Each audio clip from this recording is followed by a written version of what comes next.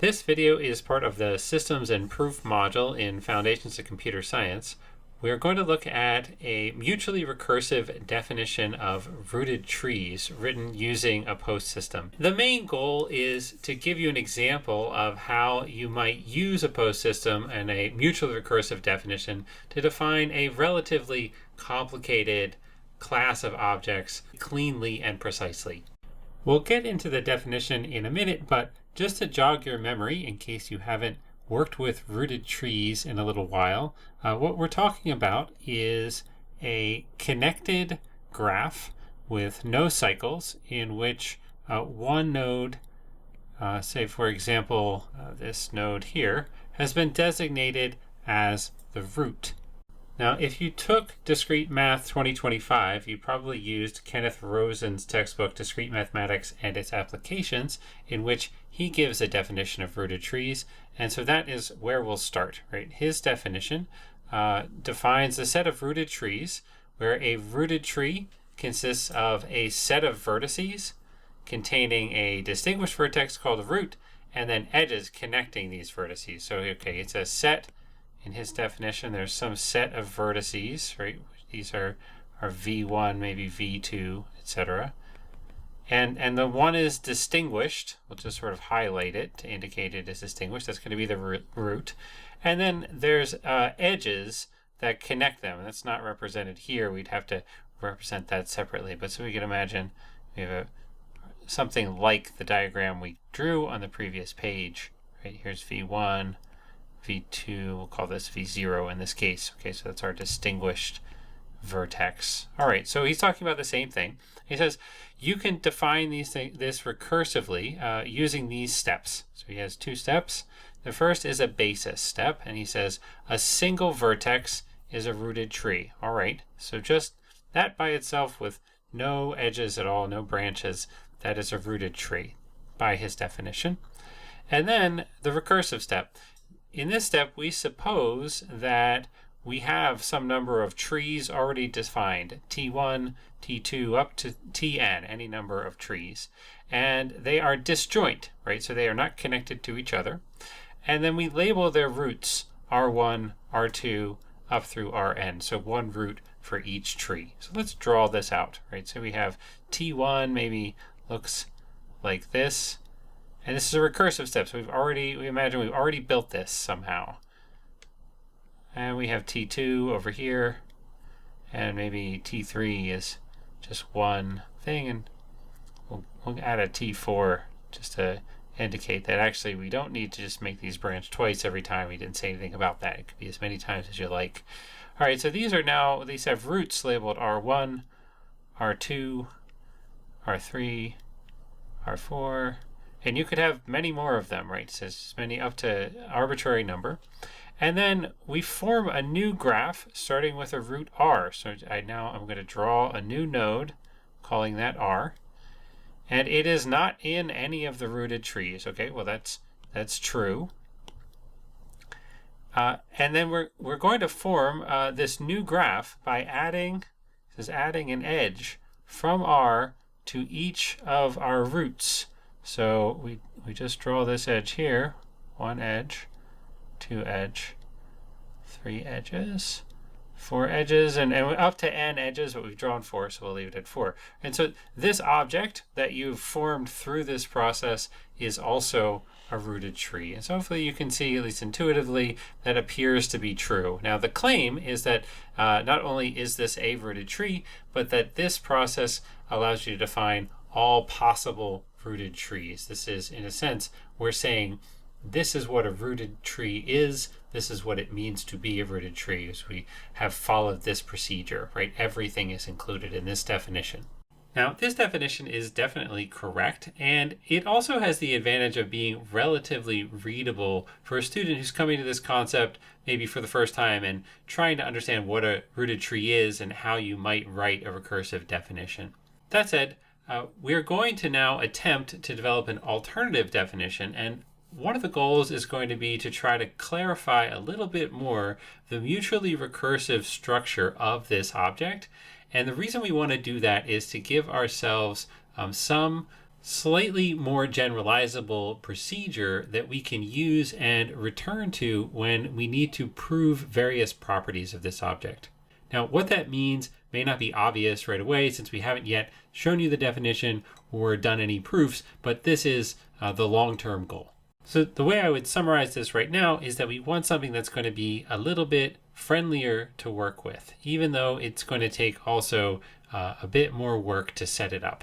So the way we'll begin is we're going to define this very simple programming language, and it is inspired by Lisp, but we're just going to use three keywords: cons, node, and nil. And these are all, we're considering them constructors. Of these three, the simplest to explain is probably nil. Nil you should think of as creating an empty list, just a list with nothing in it, or the starting point of a list. It's like the idea of a list. And then beyond nil, the next thing to look at is cons, short for construct. And this is a keyword that joins two objects together. So we'll give you some examples of using cons and nil together first, right? So this is a table. And on the left side, you can see we have this notation using cons and nil, and some symbols that are the meaning of which is fairly obvious, these literals, right? And so nil itself, as we said, just corresponds to an empty list. If we use cons, we call cons on some literal 3 and nil, it creates an object in which we have a list that contains the number 3, right? So this is a list of length 1. We've taken an object and added it to a list of length 0. That was nil. Similarly, if we want to add one other thing to the list, we sort of repeat this process recursively. Cons 3 nil, that's that list of length 3, that's here, right? And we're now adding another digit to it, another numeral, 5, and we get a list with two objects in it, 5 and 3.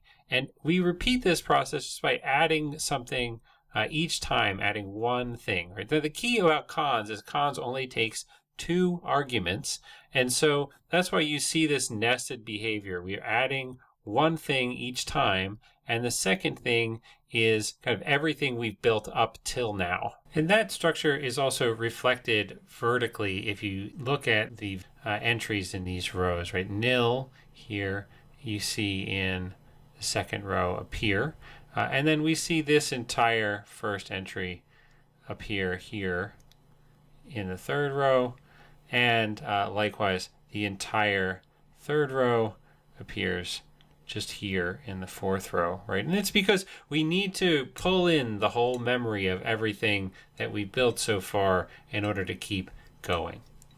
Now this leaves us with the node constructor, which we have not yet explained, but it's pretty straightforward. It takes as an argument one thing. That thing is a list, and in this case it's going to be a list of rooted trees. So if you remember the definition that we are reproducing in Rosen, we wrote this list as T1, T2, T3, into Tn. Here we actually have a data structure, this list that we're going to put our trees in, and the process of creating a new tree was to create a node and connect it to everything in this list of disjoint trees. And so that's what you should think of the node constructor as doing. It produces this node here and connects it to everything that's in the list. And if you call it on nil, the empty list, what you should expect is for it to produce a node and connect it to nothing. And that will give us the rooted tree that is just the root with nothing else connected to it. And if you remember, according to our definition, that is something that counts as an allowable rooted tree. So we can use this fairly lightweight programming language, which is really just a series of signs or strings in a relatively restricted alphabet, to represent both rooted trees and lists of rooted trees, right? And so we have both of these objects, and let me just run through the examples here. A nil, remember, is an empty list, and so since it's empty, we by default consider it a list of rooted trees. If we were talking about something else, we might also consider it a list of that thing too, but since the context here is rooted trees, nil counts as the smallest list of rooted trees. And then cons node nil nil. All right, now what is this? Well, in order to understand this list here, we have to understand what node nil is. And that to understand that, we need to look over to the other side of our little table and say, here's node called on nil. Here I've represented it as brackets, so you can kind of see that it's nil is supposed to be the empty list. Right? We call node on nil. Remember, that is a rooted tree connected to nothing. Right? And so we have a rooted tree here connected to nothing is an argument that's going into cons. And the second thing that's going in is this empty list. So what that should produce when we add those two things together is a list that contains a rooted tree that's really just a root. Right? So we produce this sort of minimal object and we put it in the list. All right. Now, what would happen if we were to form a rooted tree by calling node on that list? Well, we would form a new node and connect it to everything in the list, which is just this one thing. So now we would get a rooted tree connected to a single vertex, right? And that is what is represented here on the right side in the second row. This is what happens. We called node on this list that contains inside it a single root, right? So there's a little bit of flipping back and forth here between the conceptual or like visual object and this language that we've developed, right? And that was something you have to practice at doing. But there's a huge advantage in translating everything into strings because we have a defined way of dealing with strings and reasoning about strings.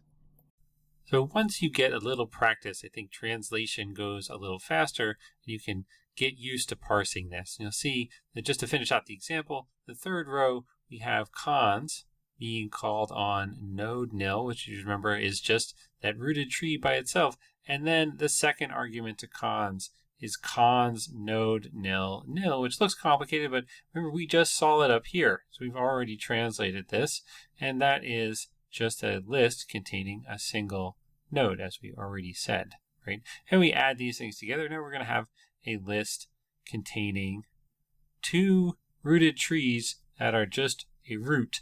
And finally, if we call node on that, that's what's going to happen in the bottom right corner. Calling node on this, we will now just form a rooted tree by connecting these things in, right? So if I draw that a little more cleanly, it is just two nodes here and a new root that is connected to them, and it is a single rooted tree. And again, that is what is represented here in the bottom right. Now, I recognize that this is fairly dense, and so we are going to come back to it, and I'll show you an animation, and hopefully it will make sense with more practice. But for right now, I do want to draw your attention to the relationship between these two sides of the table. On the left here, we have these lists of rooted trees. Remember, that was part of our initial definition, T1, T2, etc. And then on the right, we just have rooted trees themselves. And you might think of this one here as T1 and this one maybe as T2, etc., and T3. And what you want to see is that as you get down this list and start to define new rooted trees as we go down, you can't just walk straight down. What you have to do is have this sort of back and forth zigzag motion. I have to start with my lists because I need them to form my first rooted tree. And then if I want to form any different list that's not just the empty list, I needed a rooted tree to create it with. So I have to go back over this way, and then likewise I have to go create a rooted tree from that new list that I made, and then I go back over to the left and finally over to the right, and that's right. And that zigzagging motion is what we're trying to convey when we talk about mutual recursion, and this is the way our definition is structured. So before we do more examples with this, I'm going to first introduce the definition in terms of a post system. So we can see now how post systems actually fit in. So we're defining two sets, right? One for each of these objects. We have RT, and that is the set of our rooted trees. And we have RTL, and that's just the set of lists of rooted trees. Now, this may seem like a fairly subtle point, but what we're emphasizing from the outset here is that we actually have two objects that we're defining, and it's not just rooted trees, but also lists of rooted trees, and we're defining these things in terms of each other.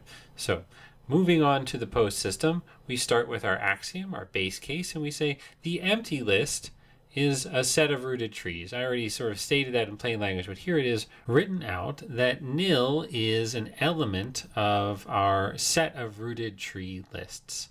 And then moving on from that, we have one recursive rule, or production rule, inference rule, in which if we have some variable x in our list of rooted trees, or a set of rooted trees, which we have not yet defined, and y is a rooted tree list, then we can form a new rooted tree list with cons, right? So we're taking an element and a rooted tree list, and we're using our constructor to add them together to make a new list that just sort of adds this rooted tree to this list. And that is also going to be in our set of allowable rooted tree lists. So far we just have two ways of defining rooted tree lists. This is supposed to be a definition of rooted trees though too, so we need to get to that. And the next rule, that's what we do. We say if we have some rooted tree list, x is a rooted tree list, then we can call node on x, and that will give us a rooted tree.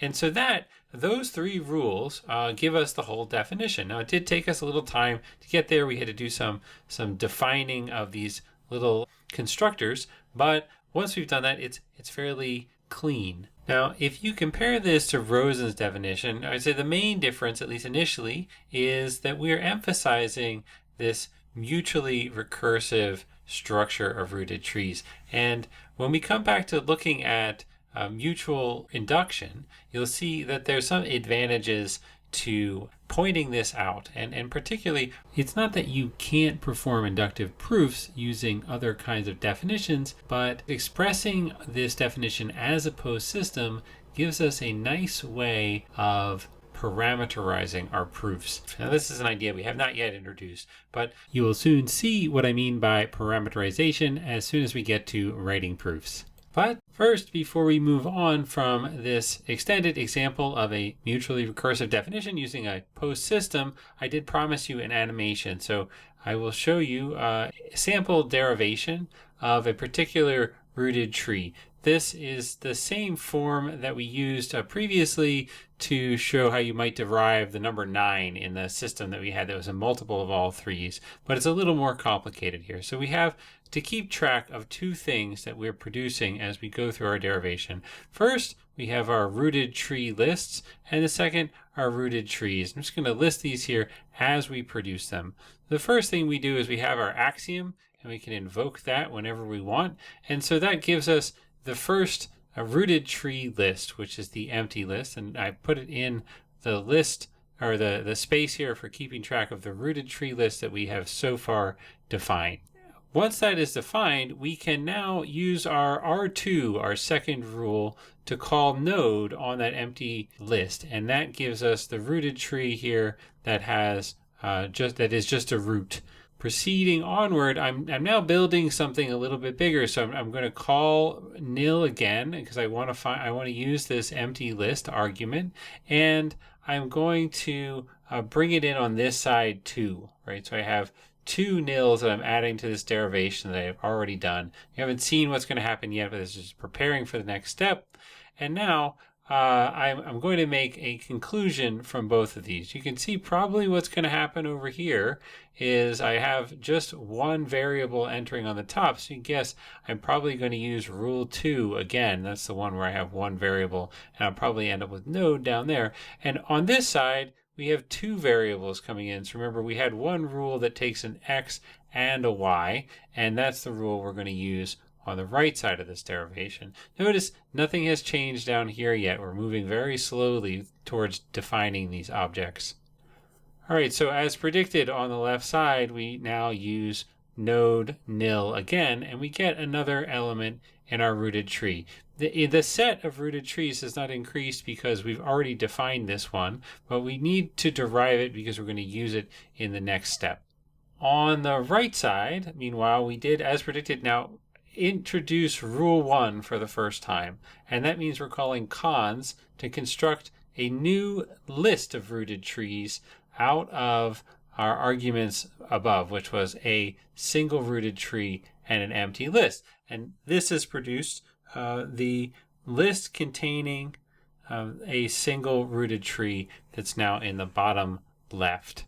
So onward, we are now going to make an inference or use a production rule on this entire line. You can see why we set it up this way. We need these two arguments here.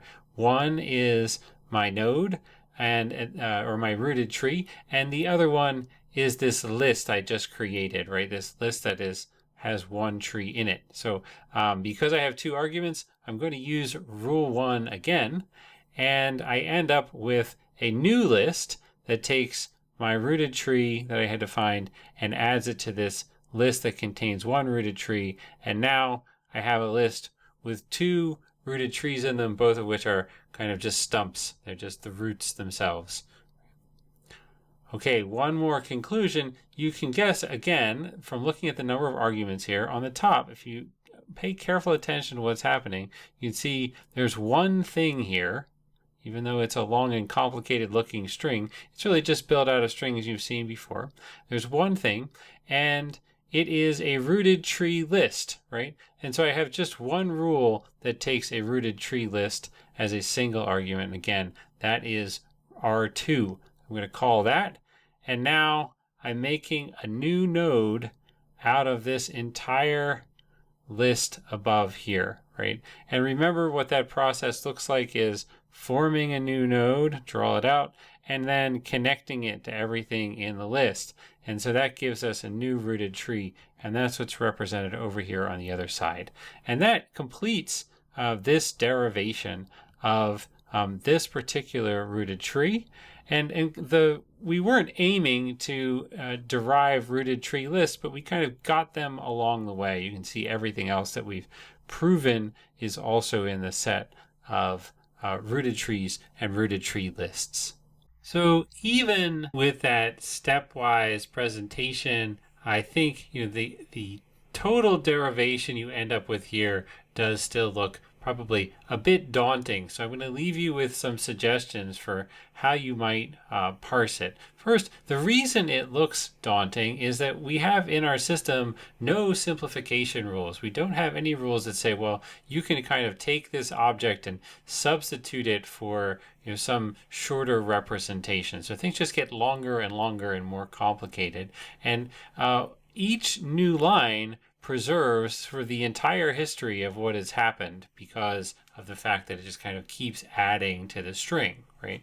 So in a way, we could reconstruct the whole thing just from looking at this last line here, right? And that makes it a little bit noisy. So how do we parse what we need to get from it? Well, one thing to focus on is these epsilons, right? The epsilons tell you a lot, especially if you look at what follows them, right? They tell you if something is followed by an epsilon, it's an element of a set, right? And so if I look at these lines here and say, okay, well, there's an epsilon, so this must just be like a thing. It's going to be an X or a Y. And likewise, even though this is a long string, it's followed by an epsilon. It's going to be some X or Y, right? That's how I can think of it in my head. And whatever it's a member of, that tells you the type of thing, right? Being a member of the set of rooted tree lists is the same thing as saying that you are a rooted tree list. And being a member of the set of the rooted trees, likewise, is like saying you are a rooted tree. So these tell you a lot and help you simplify things.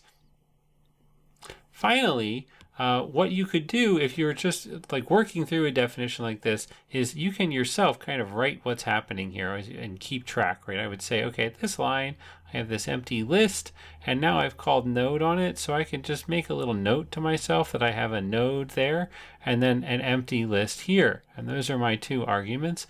And I can now annotate that cons that this line here is going to give me this node inside a list. And then over on the left, I can say I have an empty list here, and I ended up calling node on it, which gave me a node, right? And now I can say at this level of my derivation, I have really just a node and a list containing a node. So that maybe is a little bit more intuitive. When I call cons on it, I'm going to end up with this list of 2 roots, and then the last line is no longer very complicated, and I can rely. You don't have to go through and check that it matches exactly. It has to, if this is a correct derivation, it really has to be exactly everything from this line below is the argument that goes into node, right? This whole thing is the same here. And so all I really have to check is that node is what changed, and that's how I know that I'm ending up with a rooted tree on the bottom. And I can double check that it is in fact a rooted tree in my notation. All right. That concludes our very extended example of a post system for rooted trees. We will return to that when we talk about mutual induction. But the next video, we're going to start with strong induction and look at how that applies to some of the simpler post systems that we introduced earlier on.